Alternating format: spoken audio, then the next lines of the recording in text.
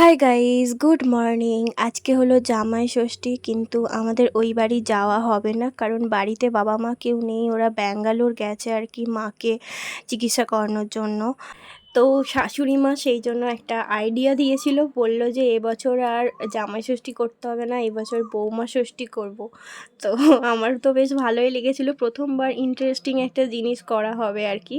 তো দেখো, সকাল সকাল এই যে কফি বানাচ্ছিলাম আমি আর অর্ঘ্য খাবো বলে, আর এইদিকে শাশুড়ি মা সমস্ত রান্না বান্না শুরু করে দিয়েছিল। এখানে হচ্ছে খাসির মাংস, আরও কিছু জিনিস অর্ডার দেওয়া হবে আর কি, সেটা তোমরা পরে দেখতে পাবে, এখন তো অর্ডার দেবো।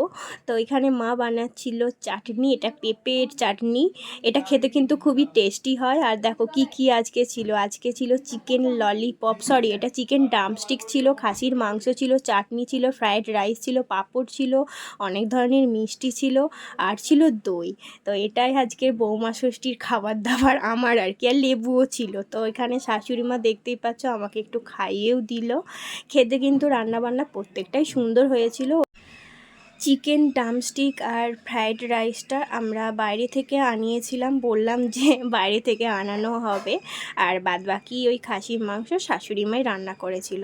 তো যাই হোক, চলো আমরা এখন একটু খাবার দাবার খেয়ে নিই।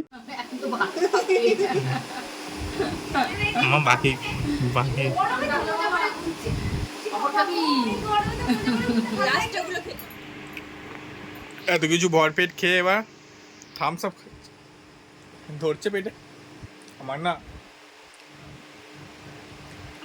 ওভার হয়ে গেছে। ওভার হবে না, কম খেয়েছি আমি, যা খেয়েছি লিমিট ওয়াইজ খেয়েছি। এরপরে বিকালের দিকে মানে সন্ধ্যা সন্ধ্যা করে আর কি আমি অর্ঘ্যকে নিয়ে গিয়েছিলাম, আমি ট্রিট দেবো বলে ঠিক করেছিলাম আর কি।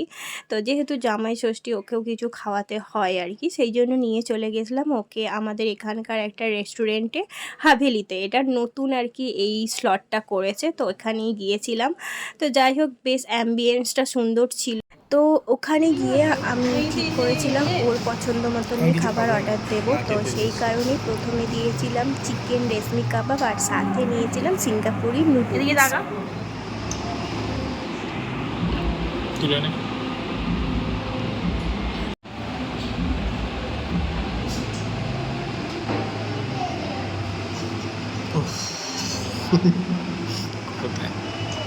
কেমন একই টেস্ট।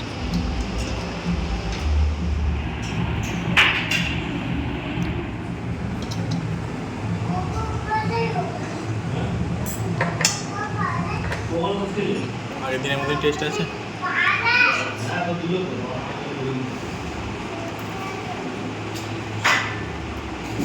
আগের দিনের মতন না।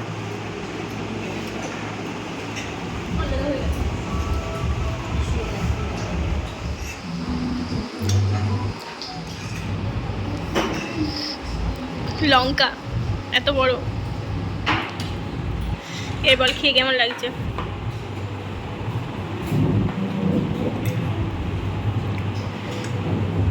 আর একটা লঙ্কা আছে, কেমন টেস্ট? আগের দিনের মতন?